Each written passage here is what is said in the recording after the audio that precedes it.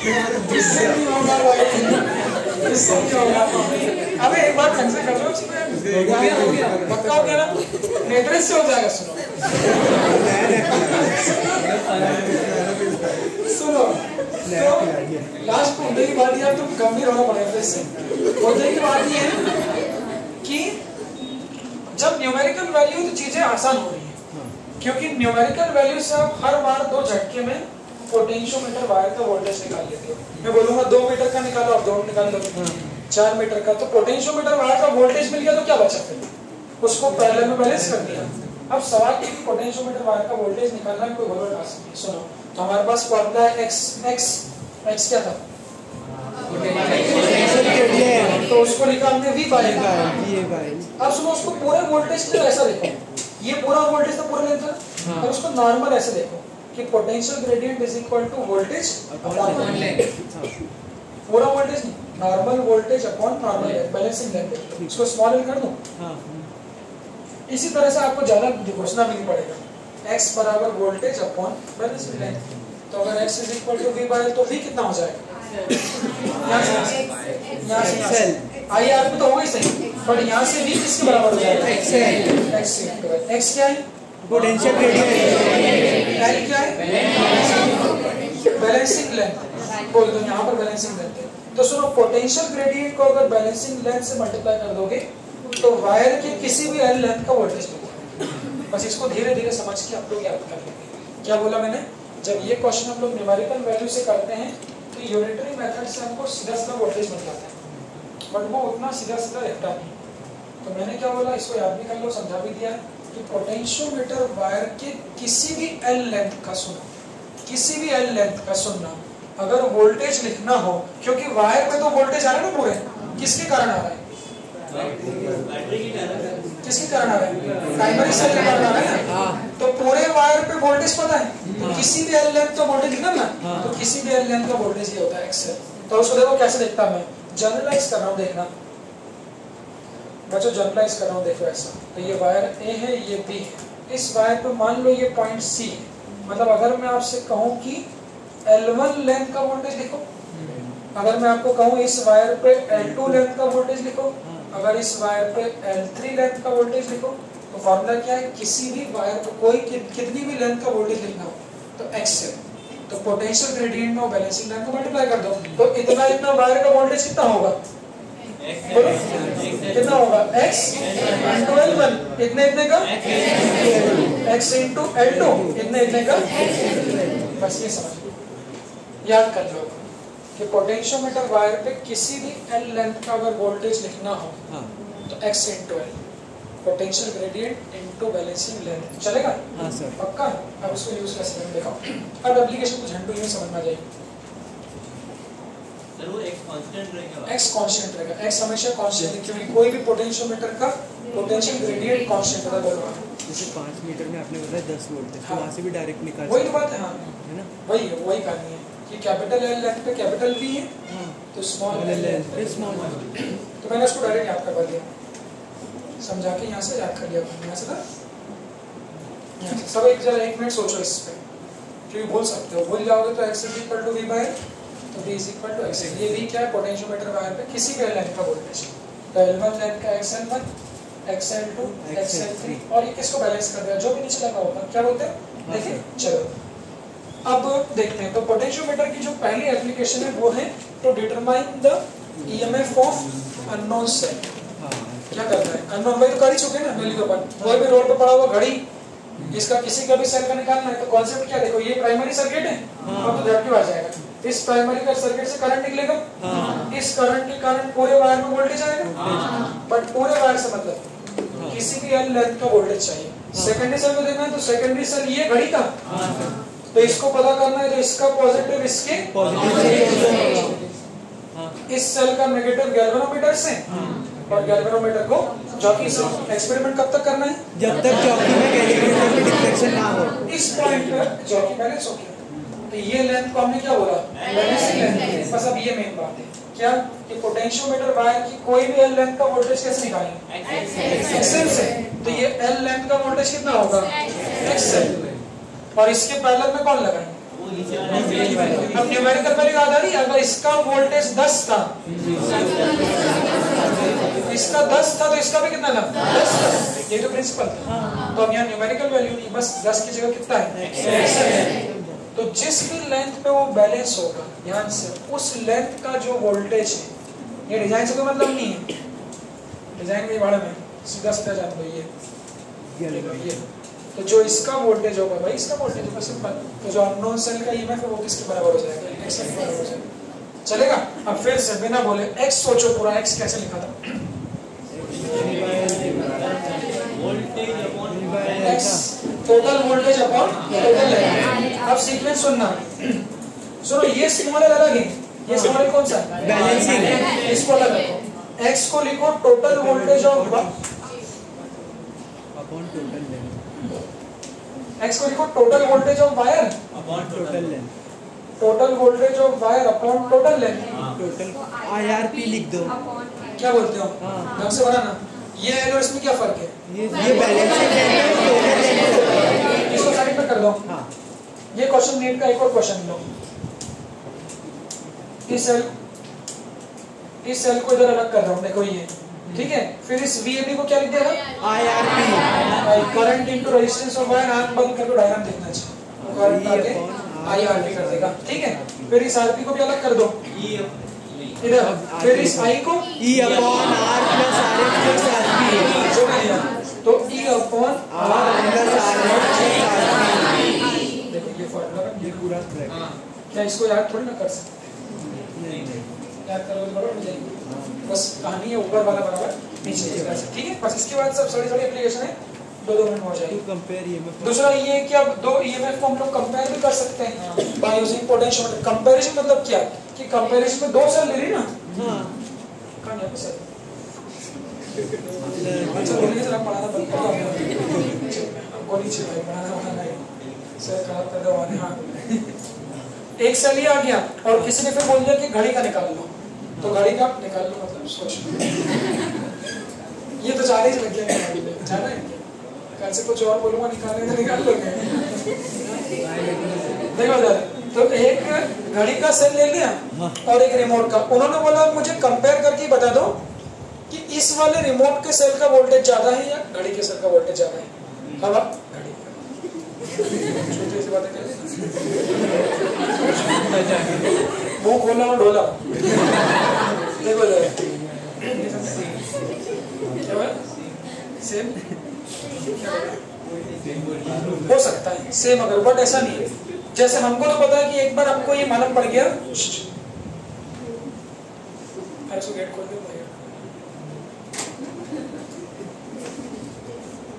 सुनो, हमको तो एक बार ये मालूम पड़ गया कि पोटेंशियोमीटर वायर पे जो वोल्टेज आ रहा है वही इसके नीचे आ रहा है। और फिर उन्होंने बोल दिया कि सर इसका और उसके सेल में कंपैरिजन करके बताओ कि किसका वोल्टेज ज्यादा है, और इन दोनों सेल को छुपा दो, पेपर लगा, ताकि हम लोग पढ़ ना पाए। तो बस ये मुझे तो पता है, जिसका निकालना उसको सेकेंडरी सर्किट में डाल दो, बैलेंस कर दूंगा। तो अब 2 सेल देखो कैसे, कंडीशन क्या है, कंडीशन क्या है, प्राइमरी का पॉजिटिव, सेकेंडरी में जितने भी लगे देखो सेकेंडरी के सभी पॉजिटिव से कनेक्टेड होना चाहिए। अब 2 सेल को तो एक साथ कनेक्ट नहीं कर सकते, स्विच बना दिया। तो वही दोनों के नेगेटिव से गैल्वेनोमीटर, गैल्वेनोमीटर से जॉकी। तो पहले ये सेल किस पे कनेक्ट कर दिया, E2 पे कर दिया, E2 पे। तो E2 पे कर दूंगा तो ये बेचारा ये ओपन सर्किट हो गया, ओपन सर्किट, ओपन हो गया तो बाहर हो गया। क्या बोलते हो, एक्सपेरिमेंट कैसे करेंगे, स्विच लगा के ये यहाँ लगा दिया। हाँ, इसको क्या करेंगे, स्लाइड करेंगे। कब तक स्लाइड करेंगे, जब तक गैल्वेनोमीटर में नल आ जाए। नल सुनो शब्द टेक्निकल, ये जो E2 है, ये जो है ये बैलेंस हुआ L2 लेंथ। टेक्निकल जाना पड़ेगा। The lower cell of EMF E2 is now balanced at the length L2, balancing length L2। बस हमें क्या बताया, पोटेंशियोमीटर वायर की किसी भी L लेंथ का वोल्टेज क्या होगा, कितना होगा, X इंटू बैलेंसिंग लेंथ। तो इतने वायर का वोल्टेज कितना होगा, ये J है तो ये भी हो जाएगा XL2, ये भी J होगा। तो इसके पैरेलल में कौन लगा, ये XL2 ये भी। तो जितना इसका वोल्टेज होगा उतना इसका वोल्टेज होगा। क्या बोलते हैं, मतलब E2 कितना हो जाएगा, XL2। तो वैसे वो निकालना, क्या बोलते हैं, ऐसे इसको डिस्कनेक्ट कर देंगे, स्विच कर डिस्कनेक्ट, इसको मार्केट में ले आएंगे तो इसको डिस्कनेक्ट ऐसा करना पड़ेगा, इस स्विच को यहाँ खींचना पड़ेगा, तो ये सेल क्या हो जाएगा इवन। आप सुनो, जैसे इस सेल को कनेक्ट कर दोगे क्या आपको L2 में बैलेंस करेगा? नहीं, सेल चेंज हो गया ना। तो अब मेरा लॉजिकल सवाल ये है, अब L2 की जगह L1 पे बैलेंस किया, सुनो L1 कम है, पहले अगर 60 सेंटीमीटर पे किया तो 40 पे कर रहा है ऐसा, ये घुमा के रखेगा, ये L2 पहले वाली है, अब L1 पे कर रहा है, हाँ, तो उसका वोल्टेज कम है, अब L1 पे कर रहा है, तो बस अब L1 लेंथ का वोल्टेज कितना हो जाएगा? XL1 देखो ये किसके नीचे लगा है? ये E1 के नीचे। डिजाइन करना नहीं है, डिजाइन मिटाओ, सीधा सीधा ये। तो अब ये जो XL1 है ये किसको बैलेंस कर देगा? E1 को, मतलब E1 की वैल्यू किसके बराबर हो जाएगी? XL1। कौन सी बैलेंसिंग लेंथ ज्यादा थी? L2 वाली। तो जो 2 वाला था उसकी बैलेंसिंग लेंथ ज्यादा थी, यानी उसका वोल्टेज ज्यादा था, ग्रेटर था L1 से। तो ये 2 वाला ज्यादा वोल्टेज पे बैलेंस हो रहा था ना, मतलब E2 क्या होगा? ज्यादा होगा E1 से। समझ रहे हो? मतलब जो E2 वाला सेल है उसका वोल्टेज ज्यादा है, कंपैरिजन करने में डिवाइड कर देंगे तो E1/E2 कितना आ जाएगा? इसमें कुछ है ही नहीं, कुछ है ही नहीं, पता कहानी में तो है क्या डायग्राम जो है वो कहानी वो न्यूमेरिकल वैल्यू वाली है। अगर वो न्यूमेरिकल वैल्यू में आप लोगों को नहीं देता तो समझ ही नहीं आता कि बैलेंस कौन किसको कर रहा है, क्योंकि न्यूमेरिकल वैल्यू से मालूम पड़ जाता है कि 9 वोल्ट के पहले में 9 लगाओगे तो बैलेंस कर देगा, और क्वेश्चन में और इसमें कहीं वही मिसिंग है, बुक में न्यूमेरिकल वैल्यू नहीं है, डायरेक्ट क्वेश्चन में न्यूमेरिकल वैल्यू है। तो वो एक्सेल क्या है बस ये जानना था आपको, यही मेन बात चलेगा। तो इसके बाद एप्लीकेशन थर्ड, हाँ झंडू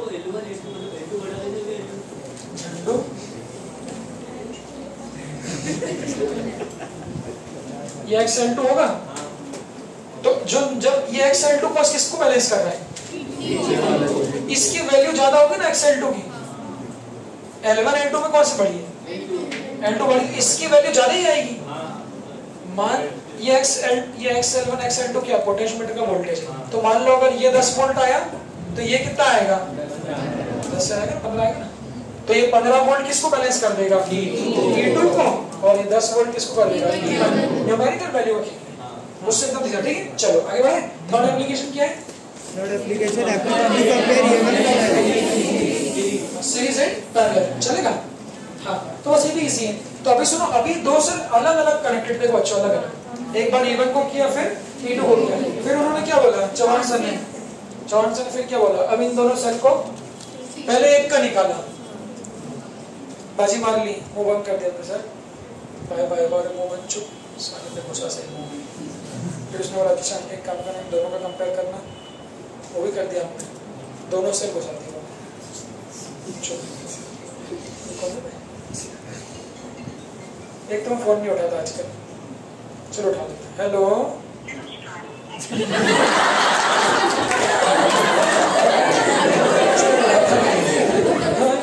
तो चलेगा? हाँ, तो फिर हम लोगों ने दो अलग अलग को कंपेयर कर दिया, फिर तीसरा उन्होंने बोला एक काम करो, फिर उन्होंने बोला कि एक काम करो भाई, दोनों सेल को एक बार सीरीज में लगा दो, पैरेलल में बोला, सीरीज में, सही पोलैरिटी से और डिफरेंट पोलैरिटी से, तो समझे? एक बार अकेला घुसा है, एक बार बारी बारी इसको इसको, फिर एक बार सीरीज में लगा दिया ऐसा विद सही पोलैरिटी। सही पोलैरिटी का मतलब अल्टरनेट प्लस माइनस लगाना, तो अल्टरनेट प्लस माइनस देख के लगाएंगे, ऐसा देख के, ये माइनस है ये प्लस है देखना, और बिल्कुल सही है, ऐसा लगा दिया। तो ये माइनस है ये प्लस है, ये माइनस है ये प्लस है, तो ऐसा लगा दिया इस तरह से। क्या बोलते हो, सेटअप फिर तैयार कर लो, तो सेटअप तैयार करने के लिए इसको उठा दो, जॉकी को दूर कर दो, जॉकी को दूर कर दो। अब ये E1 E2, तो हमने बोला था KVL से, अगर KVL लगाएंगे इस लूप में तो क्या बनेगा? पॉजिटिव से पहले प्लस से निकले तो प्लस E1 प्लस E2, मतलब इसका वोल्टेज जुड़ जाएगा। तो ये प्लस E1 E2 को फिर जॉकी कस गई और यहाँ बैलेंसिंग कर दी, इसकी बैलेंसिंग लेंथ N मान लो, ये किसको बैलेंस करेगा? आ जाएगा। L लेंथ का वोल्टेज कैसे लिखोगे? एक्सेल। हाँ, अभी तक न्यूमेरिकल वैल्यू थी ना, कुछ एक्सेल की 10 वोल्ट आई थी, तो वो 10 वोल्ट ने इसके नीचे कौन लगा हुआ है? दो सेल E1 दो सेल है, तो E1 प्लस E2 किसको बैलेंस कर देगा? अब ऐसा ही कर क्या बोलते हैं? ऐसे अगर उल्टा मार दिया तो माइनस ले लेंगे। तो E1 माइनस E2। अच्छा हाँ, एक बात बताओ, पहले सही पोलैरिटी लगाई, समझ रहे हो? सही पोलैरिटी लगाई तो वोल्टेज जोड़ गया। विचार करना, सुनो, इसको 3 वोल्ट मान लो और इसको 2 वोल्ट मान लो, तो किसने किसको बैलेंस किया? 3 वोल्ट 4 वोल्ट 5 वोल्ट 3 2 5 ने किसको बैलेंस किया? XL1 को। अगर इस पोलैरिटी को उल्टी कर दूंगा तो फिर माइनस, तो अब ये 3 वोल्ट और ये क्या है? 2 वोल्ट। 1 वोल्ट। तो अब 3 माइनस 2 किसको बैलेंस करेगा? तो कौन सी बैलेंसिंग लाइन बड़ी होनी चाहिए? XL1 1 वाली। अच्छा, कम वोल्टेज को बैलेंस करने के लिए कम बैलेंसिंग लाइन चाहिए कि ज्यादा वोल्टेज के लिए ज्यादा बैलेंसिंग लाइन। फिर कम वोल्टेज को बैलेंस करने के लिए balancing line V is equal to क्या होता है? तो अगर कम वोल्टेज को बैलेंस करना है तो बैलेंसिंग लाइन भी कम लगेगी। क्या बताओ? तो जब सेम पोलैरिटी में लगे हैं तो तीनों, तो इस 5 वोल्ट को बैलेंस करने के लिए L1 लगी, ये XL1 लिख दिया। समझ रहे हो क्या? जब इसको अपोजिट पोलैरिटी में लगा दिया उल्टा, 3 माइनस 2, तो अब सिर्फ एक ही वोल्ट को बैलेंस करना है ना?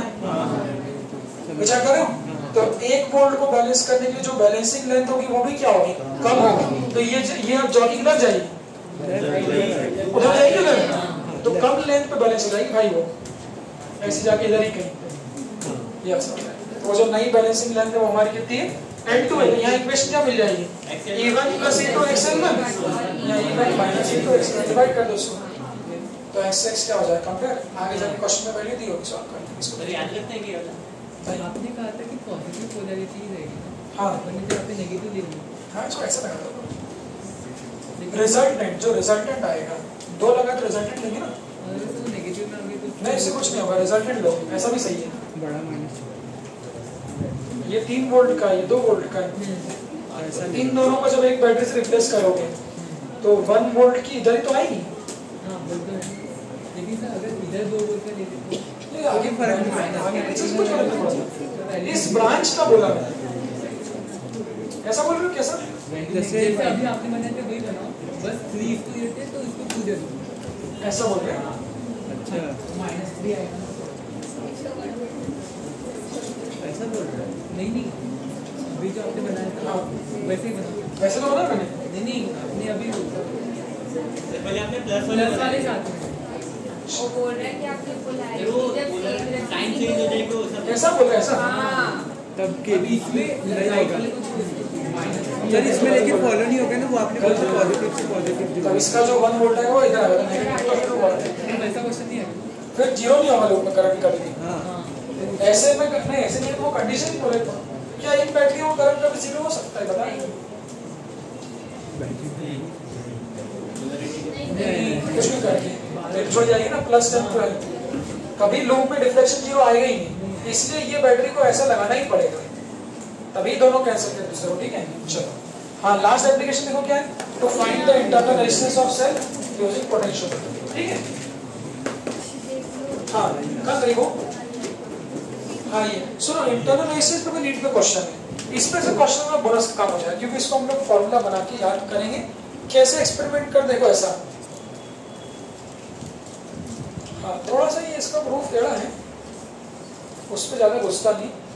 देखो, जब कोई सेल, ये भी बात हो गई, हम लोगों ने क्वेश्चन कर लिए थे बहुत सारे, उसमें हम लोगों ने बोला सेल का इंटरनल रेजिस्टेंस, सेल का इंटरनल रेजिस्टेंस।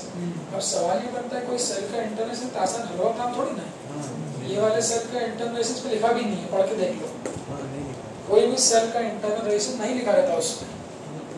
तब ये वाले सेल का इंटरनल रेजिस्टेंस कितना वो नहीं पता, बहुत मुश्किल काम है, बहुत टेढ़ा काम है। तो वो टेढ़ा काम भी आप इससे कर सकते हैं, पोटेंशियोमीटर से। कोई भी सेल का इंटरनल रेजिस्टेंस नहीं निकाल सकते। वो इंटरनल रेजिस्टेंस कैसे निकालेगा उसको देखना। तो सेल के इंटरनल रेजिस्टेंस निकालने में ना थोड़ी सी टेढ़ी बात है, उसमें 2 कहानी होती है। देखो, ये सबसे पहले हम लोग क्या करते हैं, ऊपर तो प्राइमरी चल रहा है जिसको देख नहीं रहे, जिसका निकालना इंटरनल उसके पॉजिटिव को लगा दिया, इसका इंटरनल रेजिस्टेंस स्मॉल आ गई, वही कहा, अभी तक तो कुछ नई बात नहीं करी। इसको जोड़ दिया गैल्वेनोमीटर से और उसको बैलेंस कर दिया। तो देखो ये तो नॉर्मल डायग्राम हो गया। इस डायग्राम में जिस सेल का इंटरनल रेजिस्टेंस निकालना है, ध्यान सुनना, जिस सेल का इंटरनल रेजिस्टेंस निकालना है, ये वाले सेल का, इसका निकालना है ना, तो इसके पैरेलल में एक एक्सटर्नल रेजिस्टेंस लगा दो, और एक्सटर्नल बात सुनना, प्रोसेस है, जिस सेल का इंटरनल रेजिस्टेंस निकालना है उसके पैरेलल में एक एक्सटर्नल रेजिस्टेंस लगा दो, और वो एक्सटर्नल रेजिस्टेंस के साथ में एक स्विच भी लगा दो, स्विच। अब ये स्विच डिसाइड करेगा कि इस रेजिस्टेंस से करंट फ्लो होगा नहीं। तो प्रोसेस कैसी हो रहा है आपको, तो पहले केस में स्विच को ओपन रखते हैं। मुझे बताओ बच्चों, अगर इस स्विच को ओपन रखूंगा तो क्या होगा? ये इसका कुछ मतलब है क्या? नहीं, मतलब ये वाले होने का कोई मतलब नहीं। कर दो प्रोसेस स्टार्ट। प्रोसेस स्टार्ट किया, वही अपना एल वही कसकाओ। तो ये जो बैलेंसिंग लेंथ है ये एल ओपन है। एल ओपन मतलब जब स्विच खुला है तब एल ओपन, इतनी लेंथ का वोल्टेज कितना होगा? X L open, x L open, और ये एक्स एल ओपन किसको बैलेंस कर देगा? ये नीचे वाले, चलो मान लो ई बैलेंस कर देगा ना। मैं प्रूफ नहीं बनाता, फिर थोड़ा मामला थोड़ा गड़बड़ हो जाएगा। ऐसा कोई डब भी नहीं है, सुन भी सकते हो। ये इक्वेशन बन गया, तो सुन लो। चलो E is equal to x into L open. अब सेल के बारे में हमारे पास इंफॉर्मेशन क्या है? कोई भी सेल के टर्मिनल पे क्या हमेशा E ही आता है क्या? जरूर याद है, आइडियल प्रैक्टिकल में सेल डिस्चार्ज होता है तो कितना आता है? ज्यादा आता है, रेटेड से ज्यादा आता है। नहीं सॉरी, डिस्चार्ज। तो डिस्चार्ज होगा तो टर्मिनल्स पे जो आएगा वो ई माइनस आया। E माइनस आएगा। सही है क्या? यही प्रॉपर्टी सुना, इस प्रॉपर्टी को यूज करते हैं। तो पहले जब हम लोगों ने इस एक्सटर्नल रेजिस्टेंस को नहीं लगाया, जब इस एक्सटर्नल रेजिस्टेंस को लगाया ही नहीं, तो ये लूप में तो कोई करंट फ्लो ही नहीं होता। तो ये जो E है वो एक्स एल ओपन को बैलेंस कर देगा। बट अगले केस में विचार करके ना, अगर मैंने इस स्विच को क्लोज कर दिया, सुनो बहुत बड़ा काम है, फिर से बोलो, पहले ये स्विच ओपन था तो ये रेजिस्टेंस मार्केट में था ही नहीं। समझ गए ये बात? जब ये रेजिस्टेंस मार्केट में नहीं था तब बैलेंस किस पे हुआ? एल ओपन पे। एल ओपन मतलब जब स्विच ओपन था। ये बात समझ में आई? फिर इस स्विच को जैसे ही मैं क्लोज करूंगा, तब जैसे ही क्लोज करूंगा तो देखो अब बैलेंसिंग लाइन चेंज होगी। क्यों? क्योंकि इस लूप में तो करंट फ्लो नहीं होता गैल्वेनोमीटर, बट इस लूप में करंट फ्लो हो जाएगा। थोड़ा विचार करके बताओ, पहले करंट फ्लो क्यों नहीं हुआ था? क्योंकि पहले ओपन था स्विच तो ओपन था। देखो इस लूप में तो बैलेंसिंग लेंथ का मतलब ही ये है कि ये वाले लूप में गैल्वेनोमीटर से कोई करंट फ्लो नहीं हुआ। तो पहले ई ने किसको बैलेंस कर दिया? एक्स से। बट मैं क्या बोल रहा हूँ समझ रहे हो? जैसे ही स्विच को क्लोज कर दिया तो इधर से तो करंट नहीं होगा, बट इसमें तो हो सकता है ना। मतलब इस स्विच को क्लोज करने पर, विचार कर लो, इस स्विच को क्लोज करने पर ऊपर से तो कभी नहीं होगा, बट ये नीचे वाले लूप से करंट फ्लो हो जाएगा। मतलब अब सेल से करंट फ्लो हो जाएगा। तो अब सेल से करंट फ्लो हो जाएगा तो बैलेंसिंग लेंथ चेंज हो जाएगी। तो अब जो बैलेंसिंग लेंथ है वो कुछ और हो गई।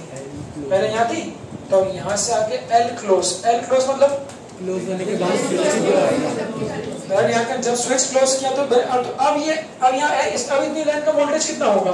X L L close. Main बात, अब ये किसको बैलेंस करें? ये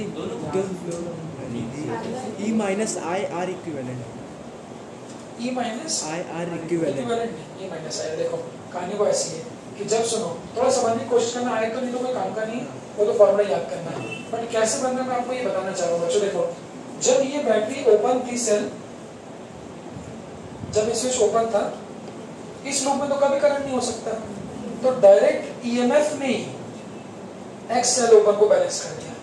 बट जैसे हमने इस वाले को नीचे को, फिर से कह रहा हूँ, जैसे इस नीचे को हमने क्लोज किया, तो चूंकि अब इस सेल से करंट फ्लो होगी, कोई भी सेल से जब करंट फ्लो होगा तो डिस्चार्ज होगा वो।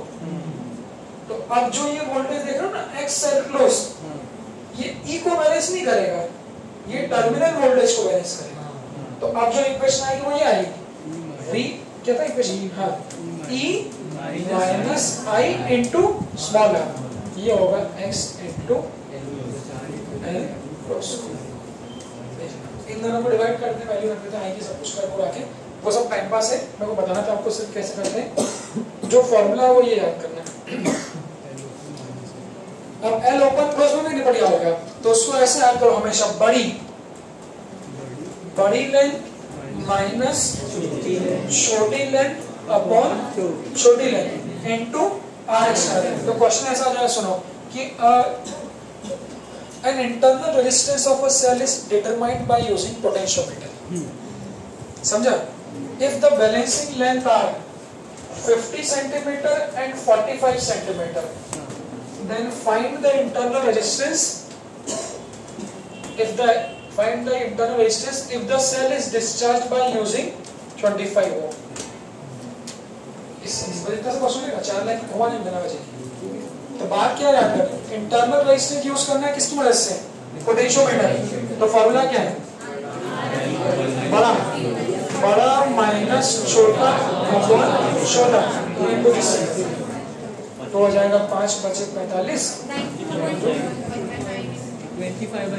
समझ गए? तो इंटरनल रेजिस्टेंस दिमाग मत लग जाना कि डी को बैलेंस कराए ई को, वो बनाने के लिए था फॉर्मूला डेरिवेशन के लिए, सीधा पत्ते की बात तो ही है। इसको ध्यान लो, कल के लेक्चर में हम लोग एक नेक्स्ट क्वेश्चन में